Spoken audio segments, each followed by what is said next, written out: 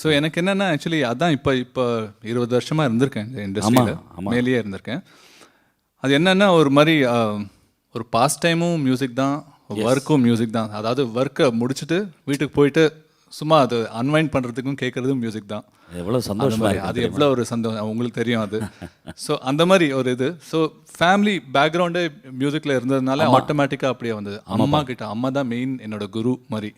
Because அவங்க பார்க்காதது நான் பார்க்குறேன் ஆக்சுவலி. பிகாஸ் அவங்க அந்த காலத்தில் அது ஒரு லேடிக்கு வெளில போய் பாடுறது முடியாத விஷயம். ஆமாம், அது எனக்கு வந்திருக்கு அந்த இது. ஸோ அந்த இது நான் அனுபவிச்சுட்டு இருக்கேன். நான் அம்மா ரொம்ப சந்தோஷமாக இருந்திருப்பாங்க, ரொம்ப சந்தோஷமாக இருப்பாங்க, என்கரேஜ் பண்ணிக்கிட்டே இருக்காங்க. ஆமாம், அதாவது சின்ன வயசில் காலேஜ் டேஸில் இன்ஸ்பிரேஷன் வாய்ஸஸ், பாடல்கள் எத்தனையோ இருந்திருக்கும் உங்கள் வாழ்க்கையில்.